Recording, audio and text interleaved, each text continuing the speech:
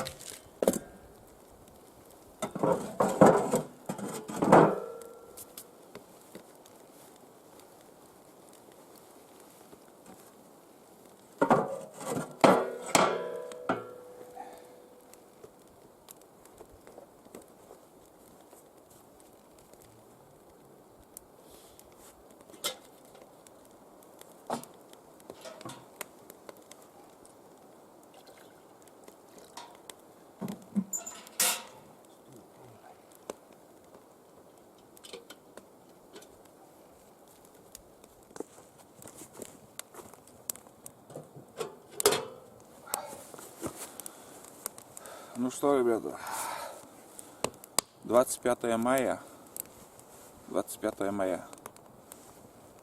7 часов 40 минут я сегодня встал. На улице холодно, я в бушлате, старой зимней шапке и зондаторы, зато тепло. Тулан ночевал сегодня в будке. Вчера на улице, видно, ночевал, а сегодня в будке. Он вчера устал, много бегал. Я на лодке мало катал его, все время он по берегу бежал. И, видно, подустал. Вот. Последний день сегодня нашего похода здесь будет. Сейчас вот поставил чайник на костер. Поставил чайник.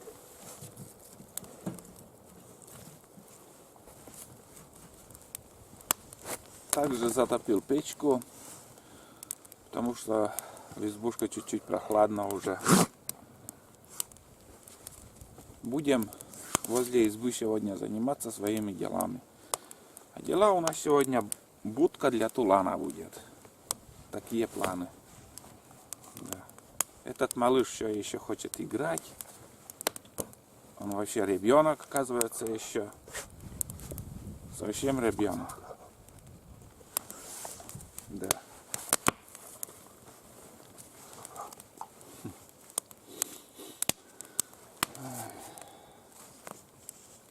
Да, погода, конечно, ну, с одной стороны холодно, неприятно, а с другой стороны, знаете, ребята, не жарко, работать не жарко, и нету комаров. Это большой плюс для меня. Все, хватит, тормоз.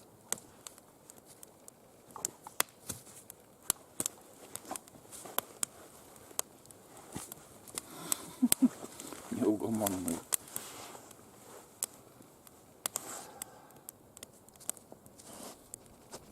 До выезда я костер гасить не буду. Буду подкидывать дрова. С костром веселее. А сейчас буду кипятить чай. Попью чаек. Там у меня 2 яйца еще есть. Каши не хочется. Я вчера наелся этой гречки. Вот так. Везде мои гильзы от пострелушек. От карабина вот эта гильза.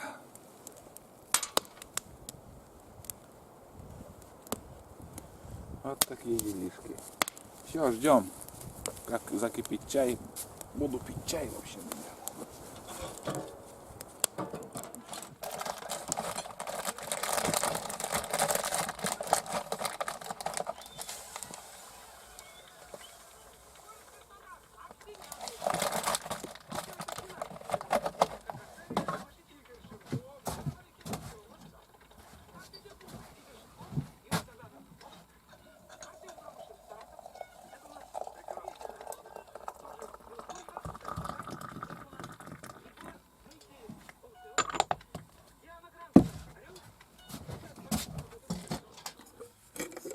Ну что, ребята, как вы поняли, я заварил свежий чай.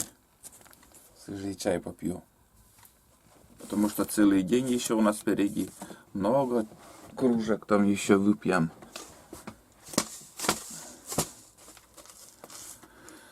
В такой посуде сахарные пески, там рис, гречку, крупу можно хранить. Не боясь, что мыши там, как его, нагадят, там, скушают или еще что. Но бывает там крышку, они грызут крышку. Но еще не было такого, чтобы они доходили, добирались до внутри, чтобы что-то внутри, чтобы что-то портили. Этот песок уже у меня сколько лежал, в амбаре. Надо потратить там, ну, свежий НЗ запас я привез зимой. Для собак и для себя. Так. Сейчас 5 минут подожду. И уже будет чай готово.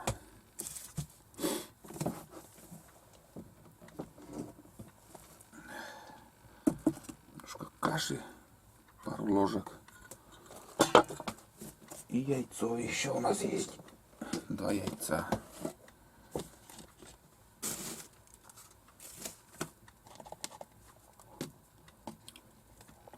Уже сваренные.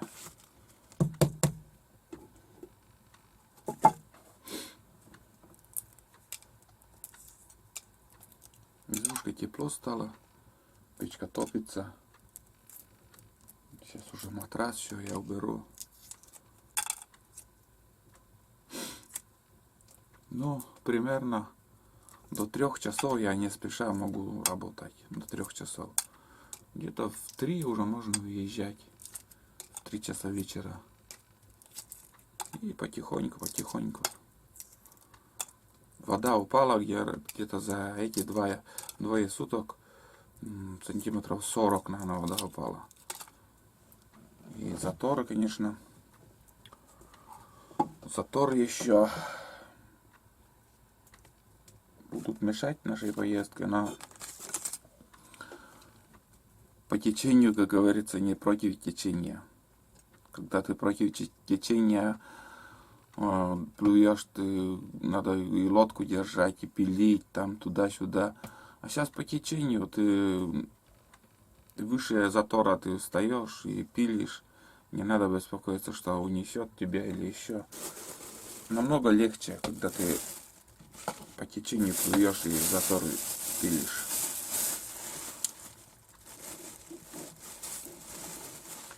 Я вот все, конечно, не показывал, как я ехал. Но ситуации, конечно, разные у меня были. У меня в планах было, я взял экшн камеру, и я знал, что заторы будут, и буду, думаю, снимать на экшн камеру, как я это пилю, там туда-сюда показать хотел. Но видели, какая погода была, слякоть, дождь, и я камеру даже не доставал, потому что камера у меня без бокса, и там кругом везде щели, там на карта памяти, там, не хочется портить эту камеру.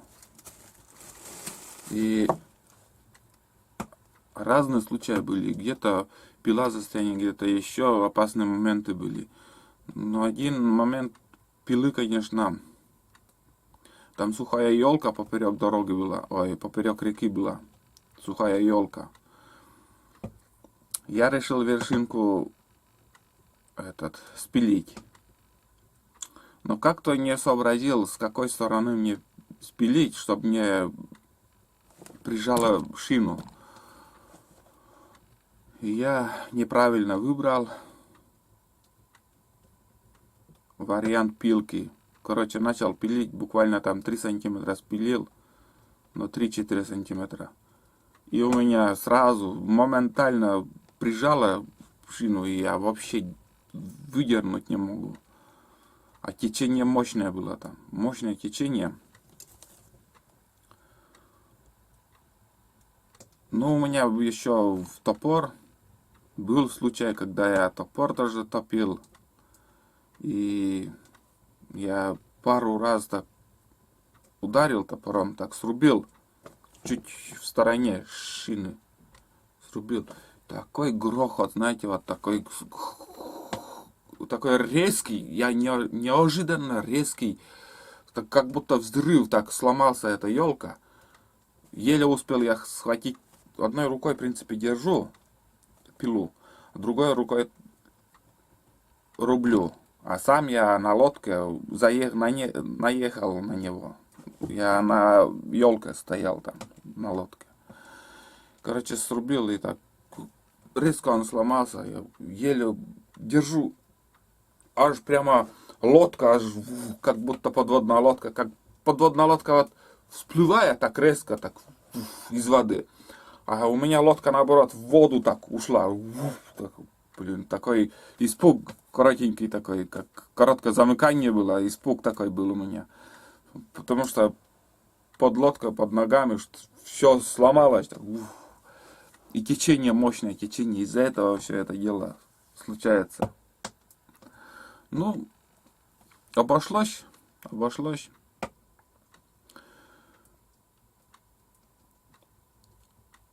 Пилу спас. Топор не потопил. Сейчас чай еще налью и расскажу еще одну историю, как я топор свой утопил.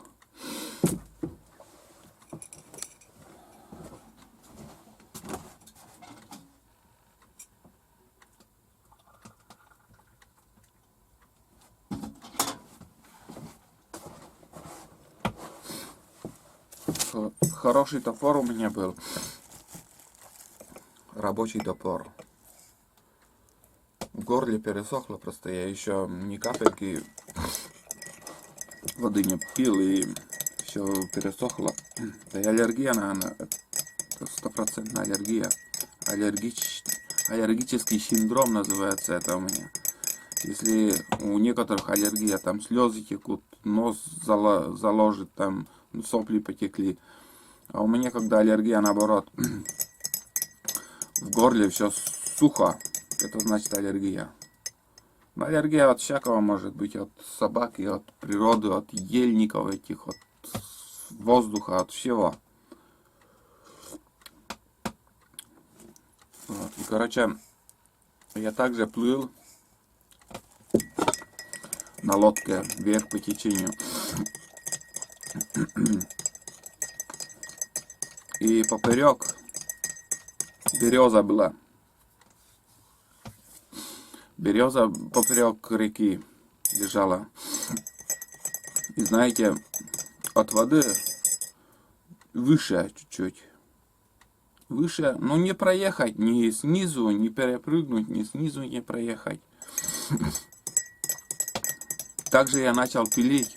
Это уже опасная ситуация, конечно, там. Если может, это если береза на лодку упадет, ты запросто лодка под воду уйдет и все. Ищи свищи. Короче, начал я пилить эту березу. Начал пилить так аккуратно, не спеша, так пилю. И фиг, блядь, как сказать, прижала. Также шину, блин. Но вот ты не угадаешь там, с какой стороны вот пилить. Там сверху, снизу, сбоку. Может в любой момент там непонятно с какой стороны там прижмет и все. Хотя разные ситуации были уже, знаешь, что к чему. В общем, прижала пилу, у меня один топор. И вот в этот поход я тоже один топор взял. И знаете, я в руки взял топор, и лезвие так шатается. Ну, думаю, это ерунда. Все равно там клин стоит, не вылетит ничего. Я начал рубить много было. Начал рубить. Вот в таких случаях, когда пилу прижала конкретно, и у тебя нет возможности, но есть опасность, что прижатая пила может уйти в воду, вы быстренько открутите эти два болта, отсоедините шину от пилы, и пускай остается только там шина в дереве. Пилу спасете. А если вот запросто может там ни одно ловкое движение пила уйти под воду. Я, короче, начал рубить. Раз, два, рублю. И один такой хороший взмах у меня топором. И топор с топорища у меня улетело. Одно топорище только осталось в руках. Вот это да, я попал. Пила прижата, топора нету, все, топор улетел в воду. Как бы что делать? Ну, я насильно начал пилу так дергать туда-сюда. И я не знаю, как-то лотерею я выиграл. Пилу я выдернул, короче. Вот спасся я этим. И уже осторожно там с другой стороны как-то, но уже не помню как. Но спилил я эту березу и поехал. Я помню этот поворот, где у меня лежит там топор. Хороший топор был дедовский. Но не уберег. Из-за своей лени. Понимаете, из-за своей лени. Если топор уже шатается, значит надо клин еще добавок. Клин. И не надо вот некоторые лезвия шатается топор, топорище там. И вставляют в воду, чтобы в воде дерево там расширяется и все. Думаете, все. Эту ошибку вы исправили. Не надо никогда это так делать. И все равно дерево подсохнет в солнечный день и опять будет шататься. Если шатается топорище, надо еще дополнительно клин или два вбить туда, и проблема не будет. Вот такие истории были у меня. Много этих там, много уже не помню, такие мелкие истории, опасные истории много было тоже. Всякое бывало. Ну вот, одну историю вот с топором я рассказал, и вот сейчас вот этот поход тоже приезжал, там елка. Опасные моменты тоже. Тоже думал там пилу привязать, там у меня цепь была у собаки.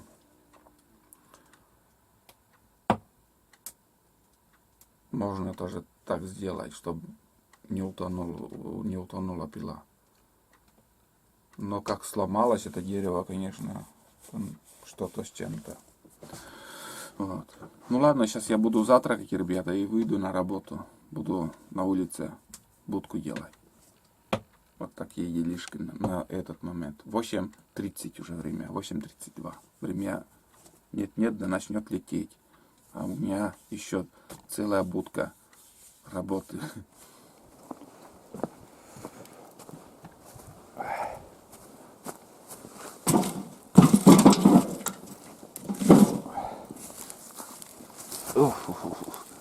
Запах дыма так приятен.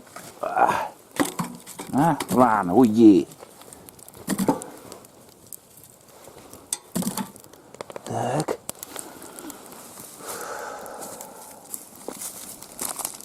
Пусть горит.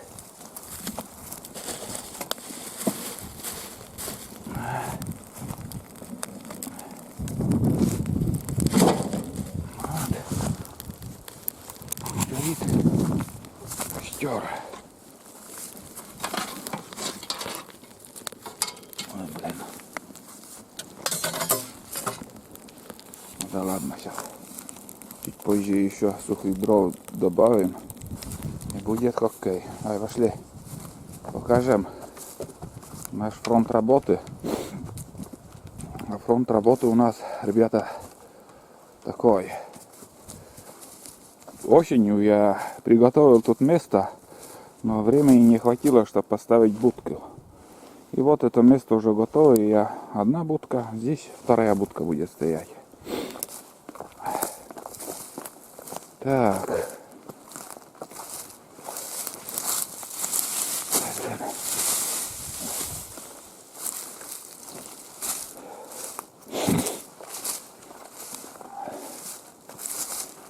Так.